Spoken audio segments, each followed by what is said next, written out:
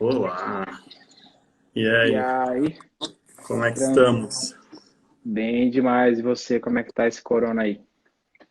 Tamo aqui, né? Sobrevivendo dentro do possível, como sempre. Uhum. É, faz parte, né? Mas acho que de certa forma aí, né, tem os seus lados ruins, mas tem seus lados bons, né? Acho que deu para muita gente colocar a cabeça no lugar aí, né, para poder começar a volta aí com outros ares, vamos dizer assim, né? Com certeza, com certeza. Eu acho que vai fazer muita gente voltar a pensar fora da caixa para se reinventar, fazer novas maneiras de fazer dinheiro, novas maneiras de se relacionar, né? Com certeza. Mas é isso aí. Ó, o Léo Cado já entrou aí. E aí, E aí, Leozeira? vamos lá. Começa aí se apresentando, falando um pouquinho de ti, o que você já fez aí. Bom, meu nome é Lucas Romor, né? Eu sou produtor e diretor audiovisual. Já fazem 11 anos, esse ano fazem 12 anos que eu estou trabalhando nisso. Sou formado em publicidade e propaganda pela Universidade de Ribeirão Preto e fiz cinema na AIC. Fiz alguns cursos de especialização, um deles na New York Film Academy. Mas, Ah, Nunca parei de estudar, porque eu acho que isso é muito importante. Eu defendo o lado de que sim, tem que estudar sim para a arte, porque a arte também tem teoria. Não discrimino o outro lado, né? De que sim, tem gente que fala que não precisa, mas para mim tudo bem. Mas eu defendo o lado de que sim, precisa estudar, porque a teoria ela te faz ter um atalho pro resultado que você quer ter, né? com certeza. E nesse período aí dirigi alguns clipes bem interessantes. Um deles que ano passado me deu a indicação ao Grammy Latino, que foi o Me Solta do Nego do Borel, que eu fiz quando eu ainda era um dos diretores da Condzilla. Condzilla que me abriu as portas aí para um novo mercado, né? Me deu uma visibilidade bem grande, me deu a oportunidade de fazer alguns clipes que Mas, foram muito, muito importantes para minha carreira. Eu já fazia videoclipes antes, mas lá eu tive contato com artistas maiores, enfim. E nessa trajetória toda eu vim descobrindo a minha vontade de fazer cinema, né? Eu acho que fazer videoclipe é o que me dá o ganha-pão. Eu trabalhei muito tempo com evento social, fiz casamentos e etc. Só que cinema é o que realmente faz bater forte no coração, né? Eu gosto muito de contar histórias, né? Você sabe porque você trabalha bastante comigo, né? Então você sim. sabe que eu gosto de contar uma história, faz parte de mim contar histórias. Então é o que faz bater forte no coração. Então a gente está nessa caminhada aí, né, cara? Porque fazer cinema no Brasil é muito difícil. Fazer cinema no Brasil, ser artista no Brasil, acho que em qualquer área, na dança, na música, no cinema, é muito complicado viver de cinema no Brasil, mas a gente não desiste, né, cara? A gente não desiste. Esse É é o mais ou ponto. menos isso. E eu te conheci não foi nem com clipe, né? Não sei se você vai lembrar disso, mas a primeira vez que a gente trabalhou junto foi fazendo o teu trailer. Foi fazendo o trailer. Exatamente, exatamente. Então Quando foi, você. Eu não lembro quem que passou o seu contato, acho que foi o Adriano, né? foi Que o Gui, seu o Gui só. disse. Foi o Gui, verdade, verdade. E você também é aquilo, né? Tipo assim, tá no audiovisual, eu faço tudo, né? Se tiver que produzir, a gente produz, se tiver que fazer o som, a gente faz o som, se tiver que fazer a luz, a gente faz a luz. Vamos gravar, né, mano? Acho que esse é o ponto, né? Vamos, Não, vamos. isso é muito importante, cara. Eu até brinco com algumas pessoas assim, pô, o Caio é o Coringa, né? Tipo assim, o Caio tem que estar no set, porque se o Caio estiver lá, se faltar qualquer coisa, o Caio vai fazer, né? Isso é muito importante, a versatilidade, você conhecer todas as áreas dentro do audiovisual, isso é muito importante, isso é fundamental, porque se caso aconteça, você consegue, de alguma forma, lidar com a situação, né? Sim. Isso é uma coisa boa e uma coisa ruim, né? Porque às vezes eu fico preso aqui em querer em todos os sets e não tem como, né? Exatamente. É uma loucura. Mas legal, cara, acho bacana aí, né? Pô, tenho o Uhum. prazerzaço de trabalhar contigo, né? A gente já fez muita coisa legal, muita coisa nem tão legal, mas muita coisa legal, né? Então, acho que Não esse é vem o o, caso. acho que esse é o ponto, a gente fez bastante coisa maneira já junto. E, pô, eu acho Uhum. que um tema legal pra gente, né? A gente puxou um tema bacana para conversar aqui, que é o seguinte, galera. Eu acho que, assim, muitas vezes, né? Diversas vezes eu vi a galera falando assim, ah, mas fazer com dinheiro é mais fácil. Eu mesmo falo, pô, administrar com dinheiro é mais fácil, realmente. Mas quando a gente fala de processo criativo, não é bem assim, né? Então, a ideia de discutir com o Lucas hoje é o seguinte: pô, quando não tem dinheiro é difícil, mas quando tem dinheiro, não quer dizer que vai ser mais fácil. Acho que esse é o grande ponto, e o Lucas tem uma bagagem absurda aí para poder falar, né, para a gente poder discutir a importância, né, Uhum. do processo criativo indiferente da questão de ter ou não dinheiro, né? Sim, na realidade, o que que acontece? Quanto mais dinheiro você tem, é a frase do tio do Homem-Aranha, né? Tipo assim, quanto mais dinheiro, mais responsabilidade, cara, porque a pressão aumenta, porque o investimento é maior. E aí você acaba, às vezes, podando um pouco o seu criativo, porque você não sabe se você vai conseguir executar da forma que você está prometendo para o cliente. E você não sabe se da forma que tu prometeu para o cliente, ele imaginou da forma que tu vai entregar. Entendeu? Porque às vezes o cliente ele quer um filme, sei lá, tipo com espaçonave, com um ET, o caralho, e tipo às vezes você não consegue entregar isso, mas ele te pagou e ele vai querer aquilo se você falar que você vai fazer.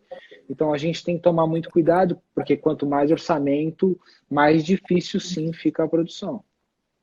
Acho que é uma ilusão achar que com dinheiro as coisas ficam fáceis, né? Eu acho que o Não, não dinheiro fica. facilita muita coisa, mas por um lado é isso, a pressão que você vai ter em cima das suas costas, né?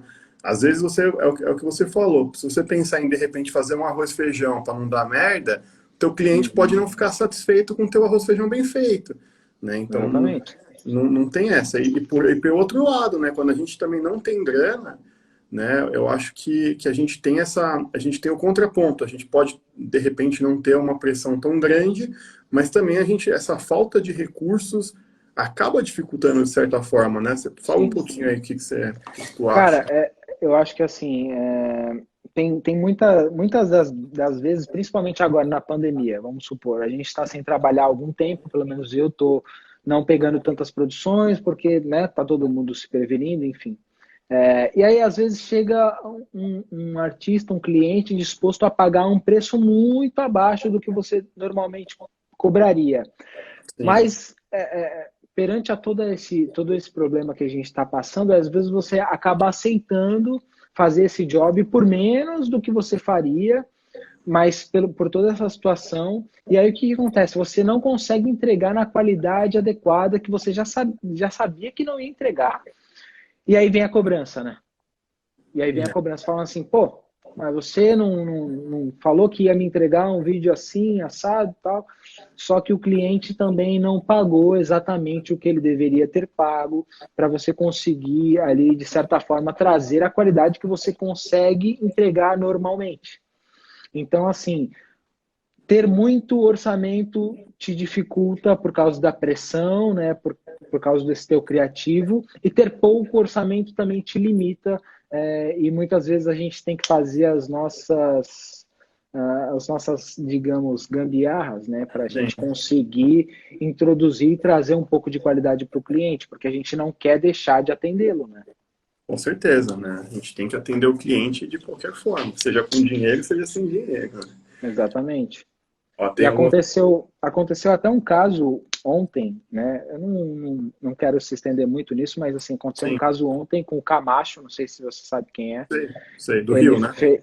ele fez um clipe para um artista e, enfim, deu um problema lá porque a locação foi R$ 100 e a produtora falou que não sei o que e tal. Tipo assim, o que que eu penso sobre isso? O orçamento era pequeno, o artista só tinha aquilo para pagar. Aí o profissional foi lá e fez, tentou fazer, né, tentou se desdobrar, e aí esse é o problema. muitas das vezes a gente acaba fazendo pelo dinheiro para atender o cliente, porque a gente também precisa de trabalho, porque como eu falei no começo, viver da arte no Brasil é muito complicado. Só que aí, às vezes, a gente acaba ouvindo algumas groselhas que não são legais de ouvir, né, cara? Não, infelizmente, né? Acho que faz Pois parte. é. Mas vamos lá. Temos aqui algum, né? Não sei se eu vou falar certo. É Gelli ou é Jelly? Mandou aqui que a gente tem uma liberdade criativa maior. Acredito que quando tem menos grana, né? Que a gente pode Uhum. brilhar um pouquinho mais. Porque realmente, assim, inclusive, isso é um outro ponto que a gente já vai tratar. Que quando a gente tem muito dinheiro, normalmente não vem do artista, né? Vem das marcas. E aí é outra, a gente já chega nesse ponto, né? O Vinícius fez uma pergunta legal aqui. Qual o melhor jeito para lidar com a pressão nessas grandes produções? Cara, eu acho que é você ter feito muito antes, sabe? Quanto mais você filma, quanto mais você produz, independente do tamanho da sua produção, isso te dá mais segurança, te dá mais potência para quando você pega um grande orçamento, você consiga lidar com aquilo, porque tem muita gente que fala assim: "Ah, dirigir é fácil e tal", só que dirigir não tem nada a ver com filmar, dirigir tem a ver com pessoas, como você lida com a sua equipe, como você extrai o melhor de cada um, sabe? Então, dirigir não tem nada a ver com filmar, dirigir não tem nada a ver com trazer um filme ótimo para casa. Dirigir tem a ver com as pessoas que estão ali fazerem parte do projeto. Isso que vai fazer teu projeto ficar bom? Com certeza. Renatito entrou aí já. Falei até de você pro Rumor hoje, Renatito. Sabia que você Renatito, um monstro. é o mago do pincel, podemos dizer assim. A Dá uma pincelada maquiada. mágica. Legal, cara. Não, mas isso, eu já até comentei isso aqui no Produzindo, né? Que, cara, eu acho importante a gente trabalhar de graça no sentido. Ainda mais quando a gente não tem tanto portfólio, não tem tanto por know-how e tanto por fazer, né, networking e tá filmando e tá pegando experiência, porque, cara, querendo ou não, que nem você comentou, a gente tem que filmar muito para poder ter mais experiência, mas muitas vezes não é só filmar muito, mas também tá com pessoas que são mais experientes do que você, né? Para você conseguir Sim. aprender. Eu até comento em um dos vídeos, eu falo, cara, é importante trabalhar de graça, ainda mais no começo, porque você precisa aprender, você precisa ser visto, né? Enfim, networking na nossa área é extremamente importante, né? Uhum. Mas, enfim, acho que esse é um ponto, né, para a gente falar num outro dia, que o networking é um assunto para uma live inteira, né? Mas Ah, não, sem dúvidas, cara. a gente vai fazendo. Mas, bom, eu acho que assim, é interessante que a galera com certeza tem né, algumas dúvidas em relação ao clipe que você comentou no começo, né? Que foi indicado ao Grammy Latino. Tipo, né, como é que Uhum. foi, se puder falar um pouquinho de como é que foi essa produção, né? Com o Nego, como é que surgiu essa ideia toda, aquele set gigantesco. Não lembro, você comentou Sim. comigo quantas pessoas eram, não lembro exatamente quantas pessoas tinham. Cara, tinha mais ou menos 170 pessoas no set. E eu acho que realmente foi um dos maiores desafios que eu tive, tanto pelo fato de ter muita gente, que foi o que eu acabei de falar, que dirigir tem a ver com pessoas, tem a ver com aquele set, ele não podia sair do controle, entende? 170 pessoas numa comunidade no Rio de Janeiro, beleza, a comunidade pacificada, estava tudo certo, mas é muita gente sob sua responsabilidade. E Sim, ainda mais levando em consideração que você tem que trazer um filme bom para casa. Custe o que custar, aquele filme tem que trazer para casa, porque era um filme que tinha um orçamento razoavelmente alto para nível do Brasil, tinha muita gente envolvida, só que para pensar em todas essas pessoas, todas essas pessoas elas têm que comer, têm que beber água, têm que ir no banheiro, e toda essa logística tem que ser feita dentro da comunidade. E tudo isso é sob sua responsabilidade. Se alguém morrer, se alguém passar mal, é tudo você. Você tem que dar as soluções ali naquela hora. E não existe nenhum manual de instrução que te explique como você tem que agir num set de 170 pessoas. Então, assim, eu lembro que quando acabou o clipe, quando eu falei temos, eu olhei pro lado e falei assim, cara, esse foi o melhor clipe que eu já fiz na minha vida. pô, E eu peguei as imagens, colocamos na mochila, trouxemos para casa, né? Trouxemos para a produtora. Eu entreguei para o editor.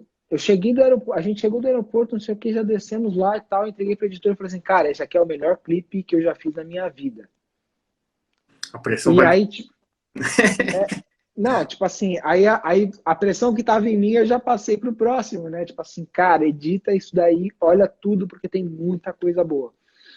Então, logo depois, né, algumas semanas antes do meu aniversário, inclusive, que eu falo que isso foi dos meus presentes, né? Fui nomeado, fiquei entre os 5 nomeados ao Grammy Latino. Aí tive a oportunidade de ir até Las Vegas, né, na premiação. Cara, isso foi muito importante para minha carreira, não em questão de premiação ou indicação, a questão de reconhecimento, porque eu sei Perfeito. de onde eu vim, sabe? Então é questão de reconhecimento, é questão de missão cumprida. Eu cumpri com o meu melhor naquele momento, entendeu? Não tinha mais o que eu pudesse fazer. Ali eu entreguei tudo o que eu poderia ter entregue. E claro, óbvio, todos que estavam ali entregaram o seu melhor. E é isso, é daí que vem o lance da direção. A direção consegue extrair o melhor de cada um. Todo Exatamente. mundo que estava ali estava realmente ali, cara, estava entregue ali. O Nego, todos os bailarinos, o pessoal da equipe, desde o pessoal da alimentação, cara, todo mundo foi extremamente impecável. A gente não faz cinema sozinho, né? A gente não tem Não como faz. sozinho, cara. Não tem jeito. A gente precisa ter uma equipe e dirigir essa equipe é um ponto muito importante, né? Como você está Exatamente. comentando aí. Eu vou entrar com uma pergunta aqui, ó, que mandaram. Uhum. Vamos lá. Como que funciona a relação entre um produtor executivo e o diretor? Se tiver conflitos, como resolver? Acho que se for ter conflito, mais quando o diretor vem com uma ideia, tipo, vamos botar, né, uma câmera num carro a 150 quilômetros por hora É. no meio de São Paulo, né? Se vira para fechar todas as ruas e vamos fazer, né? É que eu acho que é exatamente uma pergunta que aborda bastante o tema, né? Tipo assim, Sim, o processo criativo e a produção. Porque o produtor executivo, na realidade, lá fora, ele é o dono do filme. Então, tipo assim, não perfeito. adianta o diretor falar assim, eu quero tal coisa, porque o produtor executivo vai falar assim, não, não tem tal coisa. Tem uma entrevista do Padilha, inclusive, que ele fala que no filme do Robocop, a cada 10 ideias que ele dava, 9 eram vetadas. Tipo assim, o produtor Opa. executivo lá fora, ele é o dono do filme. Aqui no Brasil, o diretor, ele se acha o centro de tudo e, tipo assim, o produtor executivo tem que resolver. Eu confesso que eu era um pouco assim e fui me moldando conforme o tempo, porque assim, que nem você falou, o cinema não se faz sozinho, então não dá para fazer nada se o produtor executivo não conseguir executar, né? O produtor executivo ele torna tudo viável, ele torna tudo real. Então não tem como você fazer nada sozinho. Com certeza. Com certeza, muito bom. E é isso, né? Eu acho que assim, a questão do conflito ela sempre vai ter, né? Não tem como não ter um conflito, porque é sempre isso, é sempre a briga. Eu até brinco, às vezes o produtor tem um papel chato, né? Porque a Uhum. gente sabe o lado do budget do filme, o que dá ou não dá para ser feito. Né? E por um outro, é complicado a gente ficar podando a questão do diretor. Né? Até o Shima entrou aí, até teve uma live com a Alicia, a gente estava comentando sobre isso, né? O Shima até comentou a respeito. Porque, cara, a gente passa como chatão, como, né, enfim, que fica ali podando tudo, mas é difícil para os dois lados. É difícil virar para você e falar que não tem como ser feito, que não dá para fazer, e é complicado eu aceitar a sua ideia, e aí o orçamento, e aí o que eu faço? Então, assim, eu acho Uhum. que por dois lados é complicado, né? Tanto para a produção quanto Sim. para a produção. Tem uma pergunta aqui do nosso meninão, Adriano Mariotto. Qual foi a sua maior lição no... O que você tirou dos casamentos? Isso daí é boa. Cara, o que eu de melhor tirei dos casamentos cheguei num casamento, tenho que filmar pessoas e, tipo, não tem luz, o ambiente às vezes não é favorável, mas você tem que fazer com que aquilo seja emocionante. Então, eu acho que a maior lição do casamento é a narrativa, cara. Como que eu posso contar uma boa história pensando rápido, né? Porque as coisas estão acontecendo e você tem que fazer aquilo ali ficar bonito, interessante e contar uma história na hora que você for editar. Então, no casamento, eu aprendi como você filma pessoas num ambiente hostil, É. saca? Tipo assim.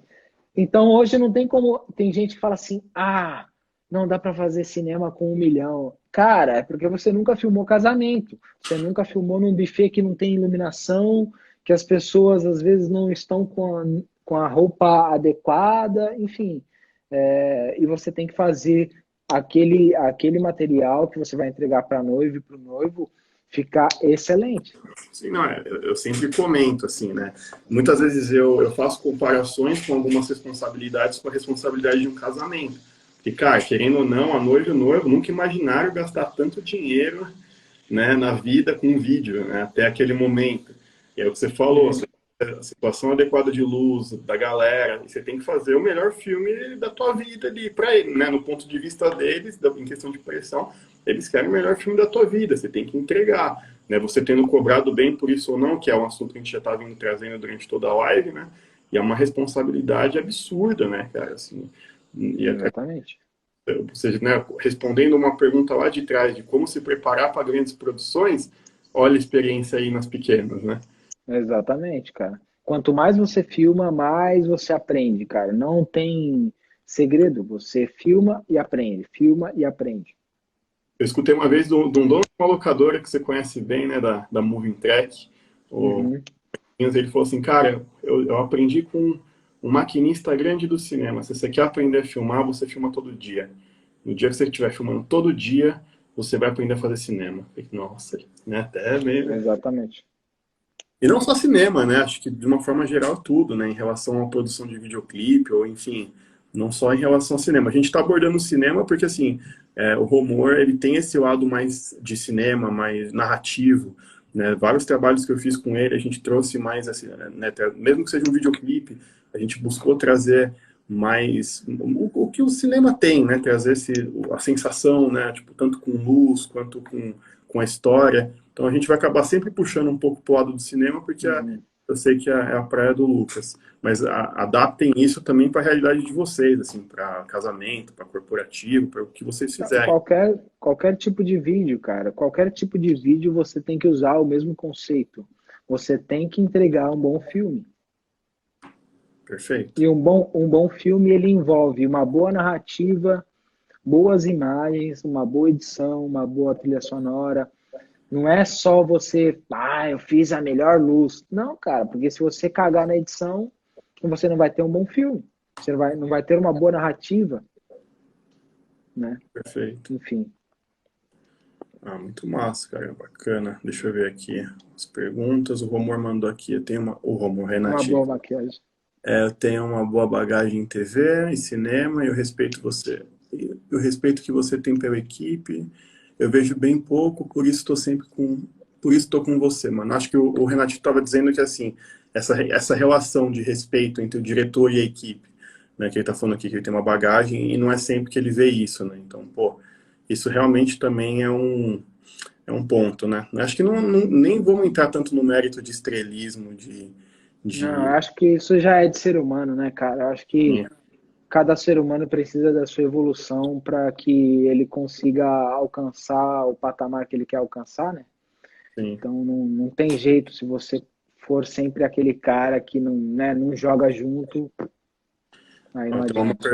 o João comentou aqui que se ser um bom editor, qualquer filmagem foda vai pro saco. Esse, vindo dele, que é um excelente editor, cara. O João é Com sensacional. certeza.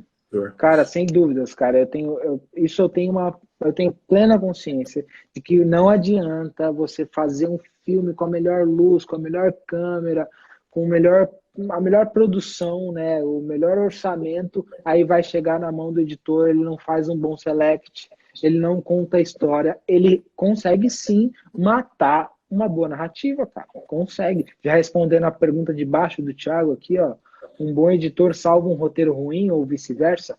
Cara, o cinema, para mim, isso é só uma opinião minha, é um conjunto de tudo tem que se encaixar. Porque se algo sobressai mais, já fica desconforme.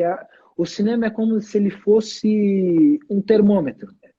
Você não pode estar febril e você não pode estar gelado, você tem que estar na temperatura exata, porque aí tudo fica em harmonia, você cria exatamente o que a gente chama de atmosfera, Sim. entende? Aí você faz a imersão do espectador dentro da tua obra. Aproveitando até isso que o Thiago comentou, eu ouvi uma vez isso ficou muito marcado para mim, assim, né? Que o roteirista, ele é o primeiro editor e o editor é o último roteirista, né? Porque o roteirista, ele está imaginando como o filme vai ficar pronto. E o editor, ele pega o filme pronto e aí, muitas vezes, ele enxerga um filme diferente do que vem, do que foi feito, né? Até se a gente for falar em Tropa de Elite, etc e tal, tem vários exemplos aí, né, onde a montagem, né, a edição chegou e falou assim, calma, gente, isso aqui, né, já, o Tropa de Elite é um clássico exemplo, né, o Wagner Moura não era o protagonista, né, tipo, cara, Uhum. isso já é um dos pontos mais, né, cruciais, assim, cara, como é que pode, Uhum. né? Mas é incrível, é o que você falou, a gente não faz nada sozinho, a gente tem que ter todo Sim. mundo em sintonia, todo mundo junto. Mas eu acho que essa frase que você falou aí, cara, é uma frase bem sábia. Porque o roteirista ele começa imaginando o filme de um jeito, aí ele vai lá, escreve o roteiro e tal. Na cabeça dele tá de um jeito. Aí vamos supor que o roteirista passe para o diretor. O diretor ele vai dirigir de outro jeito. Perfeito. Aí o diretor leva pro editor e aí fala assim, olha, o briefing é esse aqui, aí entrega plano de câmera, boletim de câmera, não sei o que e tal, quero a edição assim. Aí o editor pega e entrega a edição completamente diferente. Então, se a equipe não estiver totalmente alinhada, se todo mundo não estiver falando a mesma língua, você vai ter um filme diferente, cara. Porque o produtor vai entender diferente. Porque o produtor pega o roteiro e faz a decupagem técnica e fala assim, beleza, já sei o que tem que ter. Aí o diretor entra com outra visão. Aí o produtor já fica maluco. Porque ele fala assim, pô, mas não tem verba. Mas tá no roteiro. Aí fica esse cabo de guerra, todo mundo querendo puxar pro seu lado, né? E Sim, aí que entra a direção de falar assim, cara, vamos se alinhar, vamos todo mundo por esse caminho aqui, que esse aqui é o caminho que vai dar certo. Claro que é uma responsabilidade para o diretor, porque pode dar errado, né? com certeza, né? A gente nunca sabe. Ó, o Thiago mandou aqui, ó, editor presente durante as gravações. Facilita a vida ou não muda nada? Cara, depende. Em algumas produções, eu pedia para os editores acompanharem. Ah, o editor do meu filme vai ser o fulano X. Eu falava assim, cara, vai no dia da gravação, porque aí eu dou um boletim de câmera para ele e já falo, ó, esse take é bom. Aí ele já anota. Olha, esse take valeu. Então, esse boletim de câmera faz com que o processo do editor seja mais rápido, porque ele não vai ter que ficar caçando imagem, entendeu? Então, assim, se o editor conseguir acompanhar o set, cara, é bom para ele, na realidade, porque ele vai entender a atmosfera do filme, ele vai entender a energia da equipe, porque uma coisa que acontece em alguns sets, e você sabe disso, Caio, é que tem alguns takes que todo mundo olha um para a cara do outro e fala assim, puta que pariu, que take, esse take tem que estar no filme. Você viu isso que aconteceu? Isso tem que estar no filme. Em um dos filmes, dos últimos filmes que a gente fez, né, da Oxa, cara, Perfeito. quando ela deu a pirueta na mesa, eu falei assim, cara, isso tem que estar no filme. Sabe? Então, respondendo a pergunta, quando o editor tá no set, eu acho que ele consegue sentir mais aquela atmosfera da gravação. Perfeito, cara. Isso é... eu concordo muito com o que você disse, mas eu já ouvi o outro lado, assim, e eu queria ver até a tua opinião. Eu já vi a opinião de diretores que preferem que o editor não tenha contato com o filme até chegar, porque realmente, assim, muitas vezes essa cena que é muito foda, ela pode não, no clipe não tanto, mas, por exemplo, vai pensando numa série aí, ou num longa, pode ser uma cena que não entre no filme, né? Uhum. Exatamente para não ter um vínculo de repente, o cara fazer toda a história funcionar para aquela cena entrar no filme, sabe? Ah, Mas, sim, sim. É o tal do apego emocional da imagem, né? Tipo, às vezes você fala assim, nossa, porque o que acontece? O editor, todo editor, ele tem um feeling diferente. Vai ter um editor que vai prestar mais atenção naquela luz, putz, mas essa luz falou melhor. Aí vai ter outro que vai falar assim, putz, mas essa atuação tá melhor, tá mais convincente.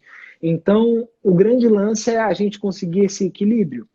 Eu concordo com essa visão também. Então, é difícil falar, né? Acho que é difícil. Acho que É, é se tema ele, para outra se ele live puder, também. acho que se ele puder estar no dia da gravação e não se influenciar, ele tá ali só tipo para realmente acompanhar, beleza, show de bola. Porque de qualquer jeito ele vai ter que ver todas as imagens de novo, não tem jeito, cara.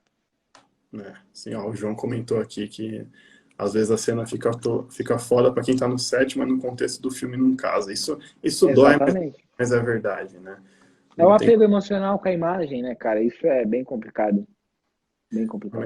Mas enfim, faz parte também da gente saber lidar com isso, né? Porque isso não acontece nenhuma nem duas vezes, né? Acontece quase que sempre. Mas legal, cara, acho que a gente tá, né, a gente fugiu até um pouquinho aqui do Sim. contexto da live, do tema da live, mas não tem problema, Hum. a gente volta um pouco agora. Me diz aí, assim, tipo, vamos ver se você lembra, assim, se teve algum filme que você se sentiu, que você teve mais dificuldade, vai, de fazer, tipo, você tem alguma história aí de algum filme que o fato de não ter grana atrapalhou muito o teu criativo, ou o contrário, o fato de não ter grana te estimulou e acabou saindo um filme mais foda do que você estava esperando, assim. Cara, uma coisa que eu sempre falo para as pessoas é que assim, às vezes o filme pode ter muita grana, mas imagina só, vamos colocar uma situação aqui que não precisa nem ter acontecido. Mas vamos supor que no filme do Nego do Borel, né, com 170 pessoas envolvidas, chovesse no dia. Do nada. Porque a gente, beleza, a gente olha a previsão do tempo, né, para a gente se precaver, mas imagina se tivesse chovido. Qual que seria o plano B? Né? Porque aí você tem que executar na hora, e aí? Tipo, vai mandar as 170 pessoas para casa, todo o equipamento que você locou, você tipo, não vai usar. Como que a gente faz isso, né? Então eu acho que tiveram muitos filmes onde eu cheguei e tinha justamente um ambiente hostil, que a locação não era a que prometeram, ou pelas fotos que mandaram não era aquilo, porque muitas vezes na correria você não tem como fazer a visita técnica, né? Sim. E aí você manda o produtor para visita de locação, e aí você pode falar um pouco melhor disso, que tipo assim, se o produtor chega na visita de locação e não envia fotos boas, cara, a cabeça, né, tipo assim, chega na locação e fala assim, ué, mas aqui não tem recuo, não tem o recuo adequado para a gente usar tal lente, ou tal câmera, ou tal movimento. Então, isso é um problema muito grande.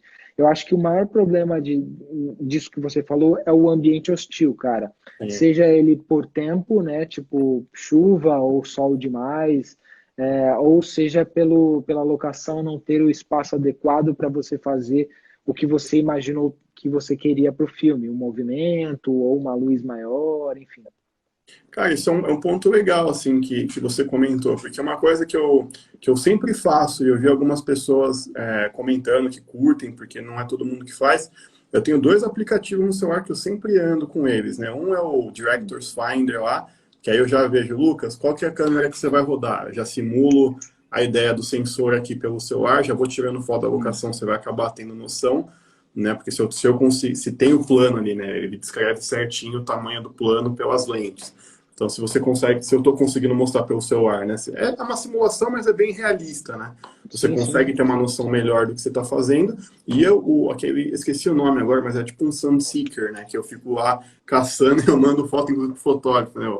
Por o arco que o sol vai fazer. Porque, cara, a gente sabe como é corrido, como é difícil. Até às vezes, pô, que nem você é do Guarujá, cara. Pô, você vir para São Paulo para fazer uma VT, você tem gasto, é corrido. Às vezes é um clipe que apareceu do dia para noite. E, pô, eu tô em São Paulo, aqui para mim é muito mais fácil ir e te mandar, né, e fazer uma VT de qualidade. Isso é um ponto que eu ainda vou falar mais aqui no Produzindo na Prática.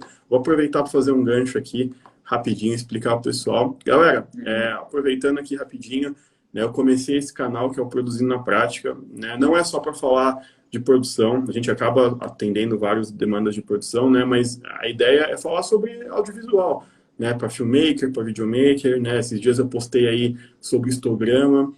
querendo ou não, trabalhando com rumor, eu acabo trabalhando mais como assistente de câmera do que necessariamente como produtor. Então, né, a gente está fazendo vários conteúdos aí, né, focados para o audiovisual. E é isso, estamos lá com um canal no YouTube, canal no Telegram, estamos aqui no Instagram, né? Vocês já estão aqui, então. Né, mas basicamente é isso. Cara, de novo agradecer, Romor, pela, né, presença e por ter aceitado a live.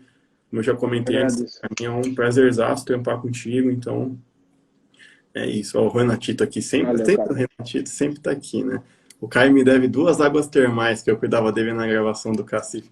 O Renatito, gente, assim, ele é uma pessoa ímpar, vamos dizer assim. Ele é diferente do resto das pessoas. Imagina assim, o Sim. set mais bizarro possível, que tá todo mundo morrendo de calor, com assim, com, sabe, longe da locação, com pouca água junto da equipe, aparece o Renatito, ele brota, assim, com um sprayzinho de água termal borrifando na água das pessoas. Esse cara é um anjo, né? Pô. Você tá ligado que você também já tomou umas borrifadas aí na cara, né? O Renatito, para quem não sabe, ele é maquiador, né?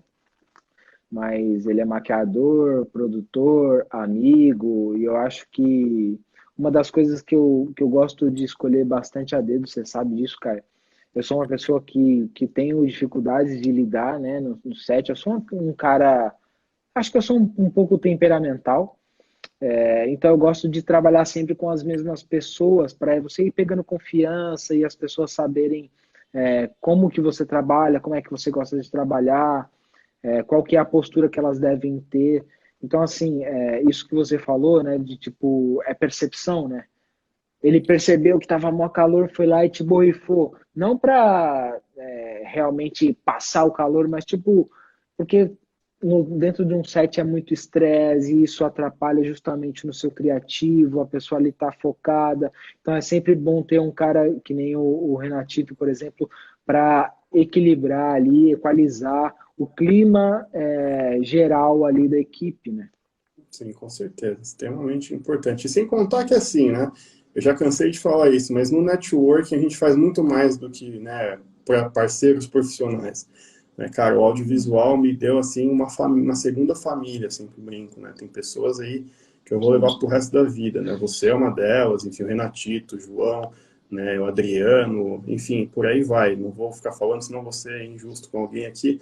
Mas, cara, é uma loucura, né? E a gente é isso, cara. O audiovisual, eu sempre comento, galera, assim, a importância do networking, porque o audiovisual é um ovo, sabe? É um cenário que está crescendo, mas é um cenário que não é tão grande, então a gente sempre se encontra, a gente sempre se tromba. Então, né, é extremamente importante a gente ter não só boas relações, mas criar mesmo um certo vínculo com as pessoas, que o Romor está comentando. Pô, cara, os últimos sets que a gente fez junto, a equipe estava extremamente alinhada, sabe? Era assim, de um olhar para o outro não precisa falar nada. Assim, quando um fazia uma cagada, não precisa nem falar que ele já sabe que fez cagada. Né? Então nem fez cagada e já estava ali, ô, foi mal, hein? Foi mal, hein, chefe? Ali, não deu, tá? Fazer. A gente já está É, alinhado de um ponto absurdo, né? Sempre cara, extremamente. mas isso é uma coisa interessante da gente falar, cara, porque assim, ajuda muito na hora do seu criativo ali, vamos supor, acontecer alguma situação que você precisa de fato criar, né, tirar um plano B ali da cartola, ajuda muito a sua equipe ser a mesma. Ou pelo menos peças-chave, sabe? Que você possa contar, que você possa te puxar do lado e falar assim, cara, fudeu, e agora o que a gente faz? Entendeu? Então, assim, você é um cara de extrema confiança, o Paulo, já, o próprio Adriano. Então, você precisa ter, sim, pessoas-chave na sua produção para que o seu criativo fique livre para você conseguir realmente ali, né, ter um processo de ter outras preocupações, porque o diretor ele não pode ficar se preocupando se não tem café para o cara tomar, entendeu? Tipo assim, Com certeza. por mais que seja a responsabilidade do diretor, o set no geral, você precisa sim ter confiança em algumas pessoas da sua equipe e dar para elas a total autonomia para elas resolverem os problemas. Né? Aproveitando isso, eu vou dar até um spoiler. É um vídeo que eu já gravei, não saiu ainda no canal, mas eu falo exatamente isso, assim, qual a importância de você ter um produtor no set, né? Porque, querendo ou não, você também veio por mais que você estudou cinema, você também veio da guerrilha, né? E querendo ou não, na Sim. guerrilha, a gente vem dessa escola de fazer tudo sozinho. E às vezes a gente teima com projetos que a gente poderia ter a possibilidade de ter um profissional, um produtor, e a gente fica nessa de, não, a gente desenrola, mas é o que você falou, cara, você não precisa saber se tem café, você não precisa saber se está tudo com autorização. É o que eu brinco, assim, não chega, eu não deixo chegar, quando eu estou produzindo, eu não deixo chegar, né, eu barro 70% dos problemas, a gente acaba resolvendo, né, como produtor, a maioria das coisas. Você tem que jogar pro diretor coisas que realmente, cara, assim, como você falou, vai chover, fudeu, não tem como eu resolver sem Sim, você, né? Então a gente tem que desenrolar e fazer acontecer. A importância da gente ter um exato. produtor, de a gente ter uma equipe de produção, é exatamente essa, cara. Uma das, né? Mas você ter essa liberdade criativa, você poder ficar no set tranquilo, que você sabe que vai tudo acontecer, vai tudo dar certo, ter uma confiança que você tem na tua equipe, pelos personagens que estão do teu lado, te liberam, né? Você pode falar melhor do que eu, com certeza. Uma tranquilidade para pensar, pra, né? Enfim, e para resolver, porque sempre vai acontecer alguma coisinha, né? Nem, acho que é Exato. difícil. É generalizar muito, falar que nenhum set vai ser perfeito, porque acredito que pode ter um caso ou outro, mas é muito difícil, né?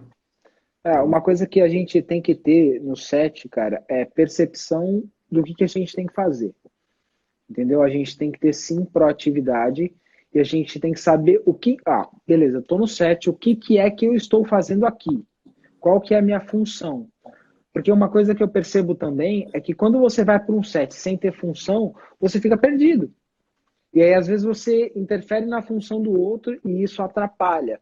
Então, por isso Perfeito, que, retomando, eu gosto de ter cada um na sua função, cada um no seu quadrado, para que você possa trabalhar tranquilo, né? Porque se perfeito. você está de produtor no set, mas aconteceu um negócio com a luz, e você tem que ficar se preocupando com a luz, e o cara que deveria se preocupar com a luz não está fazendo o que ele deveria fazer, aí começa a ficar desequilibrado o time.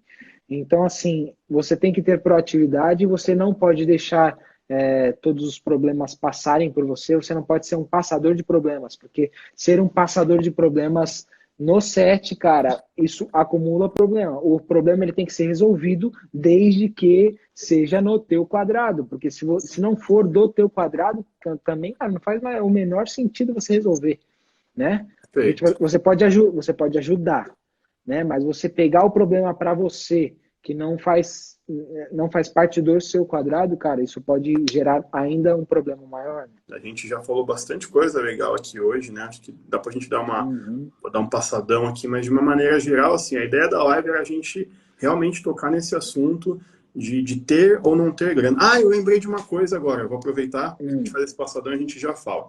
Então, assim, a gente comentou que não ter dinheiro pode ser é um problema porque dificulta um pouco, né? A gente tem que pensar em dinheiro para ter ideias, né? Porque você pode ter uma ideia muito legal que fique extremamente cara para o filme, né? Então você tem que Sim, acabar considerando a questão do budget e você não ter um limite, né? Você ter muito dinheiro também pode ser um problema, porque tem uma pressão gigantesca, né?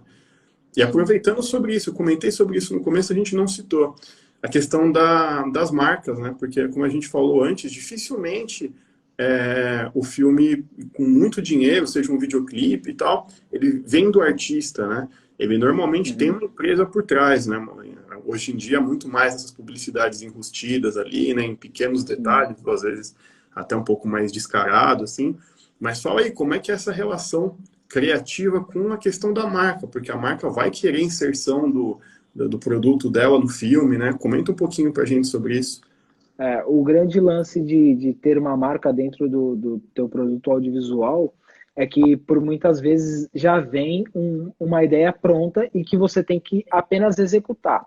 Aí o diretor ele passa de criativo para executador. Ele tem que Perfeito. pegar o que o cliente quer e transmitir para a equipe para ficar exatamente como o cliente quer e não como o diretor quer. Então, nessa área de publicidade, eu acho que tem um pouco além de arte, né? Tem uma coisa um pouco mais, como eu posso dizer, um pouco mais de psicologia, digamos assim. Porque você tem sim que atingir o espectador, mas de uma outra forma, né? Você tem que justamente pegar a ideia e o produto do seu cliente e levar para o seu espectador como um desejo de consumo. Então, Perfeito. isso acaba sim limitando um pouco o teu criativo. Eu até dei um exemplo um dia desses no meu story, que assim, existe uma lei nos Estados Unidos onde você precisa inserir a bandeira dos Estados Unidos pelo menos durante 6 segundos em qualquer produção que seja feita em território americano.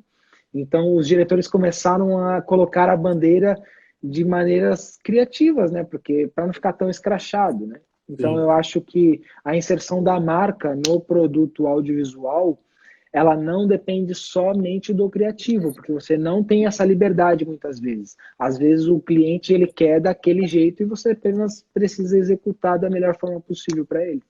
Mas massa, cara, eu acho extremamente importante, assim, esse lance da, da inserção da marca, assim, porque é o que você falou, né, que tem a questão da publicidade, mas, por exemplo, vai num videoclipe, eu não sei se foi o caso do Nego do Borel, acredito que não, mas e quando, por exemplo, você tem que fazer uma inserção de uma marca porque eles estão bancando, 50% do valor? Necessariamente não é o filme deles, né, porque não é uma publicidade, é um clipe. E aí, como é que a Uhum. gente faz com relação a inserir uma marca dentro do teu criativo, daquele teu projeto, porque os caras estão pagando a conta? Então, eu vou dar um exemplo do que aconteceu com um clipe que foi feito para Ferrero Rocher, que tinha que ter a inserção do tic-tac. Quando eu cheguei na reunião, eles tinham todo um mood o qual eles queriam que fosse inserido o produto deles. Eles queriam que fosse uma coisa para os jovens, etc. Então você tem que sim saber quem é o público-alvo que você está trabalhando, com qual linguagem eles querem trabalhar, qual é a cor predominante que eles querem que passe a sensação para o público final que for assistir. Aí você tem que levar tudo isso em consideração, quem que é o artista que vai fazer esse merchandise tie-in, né? Então, assim, isso tudo foi um desafio para mim, porque eu cheguei lá e eles já tinham tudo pronto. Já tinha o mood e tal, não sei o quê. A gente só quer um roteiro. Aí eu fiquei pensando assim, mas vocês já estão me dando o roteiro? Né? Tipo, vocês já estão dando o que é que tem que ser feito. Então, na realidade, eu só organizo as ideias em uma forma de roteiro, porque o roteiro já veio do cliente pronto, né? Porque eles despejaram as ideias, eu só organizei e entreguei para eles organizado, e eles falam assim, beleza, é isso. Então, eles queriam 6 inserções do produto durante o videoclipe, mas em uma dessas inserções tinha que ser um plano detalhe, entendeu? Então você tem que pensar nessas Perfeito. coisas. Como que eu coloco um plano detalhe no meio de um filme e que não fique, de certa forma, tipo escrachado? É o tic-tac que está apagando o meu clipe, entendeu? De uma forma divertida e tal, que comunique com o público final deles, que isso é muito importante, porque não adianta nada eu colocar o produto lá e isso não ser realmente um estímulo, uma publicidade, né? Porque a publicidade, Sim. ela agrega valor à marca. Então, assim, é até um clipe do MCJP, quem quiser depois lá dar uma conferida. A gente colocou um nerd segurando o tic-tac, que dentro de uma balada, enfim, tem toda uma historinha, né? Criamos uma narrativa para inserir esse produto, porque senão seria muito ruim você colocar um produto escrachado lá, por mais que tenham alguns planos que ele está escrachado lá, a gente tentou sim colocar de uma maneira que fosse menos incômodo aos olhos do espectador. Perfeito, muito bom. Me digam, ó, tem uma galera comentando que não sabia o lance da bandeira. É. Essa é foda, né? Essa daí é para poucos. Mas é isso, galera. Tamo aí. Lucas Romor, diretor aí, ó, com indicação ao Grammy Latino. Vou aproveitando que a gente tá no final, conta um pouquinho aí, como é que eu lembro do dia que a gente filmou no dia que você foi para Vegas, né? Eu lembro de você É, saindo do set e indo para o aeroporto, cara, mas conta um pouquinho, acho que eu não sim. cheguei a te perguntar sobre como é que foi a tua estadia lá em Vegas, como é que foi o lance da Cara, nomeação e tudo. foi tudo muito corrido, né? Porque eu recebi a nomeação e já tinha um clipe marcado, que era um clipe da MC Rebeca com a Francine, e eu não podia desmarcar o clipe porque a agenda das artistas não batia, e elas queriam lançar a música antes do carnaval, e aí eu falei assim, tá, então vamos dar um jeito. E a gente gravou um dia antes, eu consegui uma passagem para, acho que eram 10 horas da noite, então eu saí do set voando, o Paulinho me levou para o aeroporto, tipo, o aeroporto 4 horas de distância da locação, cheguei lá correndo, coloquei as malas e tal. A ficha só foi cair, cara, quando eu tava lá, realmente, cara. Quando eu tava vendo os shows, vendo a premiação. Porque, na realidade, eu cheguei em Vegas e eu já tava atrasado para a premiação. Então, tipo Muito bom. assim, eu cheguei atrasado já. É normal, né? Para mim, para quem me conhece, eu já cheguei atrasado até para a premiação. E aí, chegando lá, ficou eu e o Conde procurando onde era que passava no tapete vermelho, e sobe, e desce, e fala com um, fala com o outro, ninguém sabia te dar a informação direito. Mas, no final, cara, eu acho que o que mais valeu, que nem eu falei lá no começo, cara, é o lance de você ter sido reconhecido, o reconhecimento de você falar assim, meu Deus, cara, tô em Las Vegas, olha onde o meu trabalho me trouxe, não só o meu, né, como o de toda a equipe me trouxe. Sim. Então, com certeza, a gratidão de ter estado lá, cara, foi, sei lá, Sensacional. não dá para descrever. Ficamos por aqui, então, Romor. Valeu, Brigadaço. cara. Obrigado. Obrigado a todo mundo que acompanhou aí, que mandaram as perguntinhas aí. Espero ter conseguido agregar de alguma forma aí para o Produzindo na Prática. Com certeza. Excelente iniciativa, Caião. Te dou total apoio, já falei para você, conta comigo no que eu puder ajudar aí. Extremamente grato por essa oportunidade de estar aparecendo aí, conversando um pouquinho com o seu público. E Eu acho que que é agradeço. isso, né, cara? Valeu, gente. Então, Romor, Valeu. se vê mais. Valeu, galera. Até uma Até a próxima. próxima aí, cara. Fomos. Valeu, Derek. Valeu, galera. Abraço.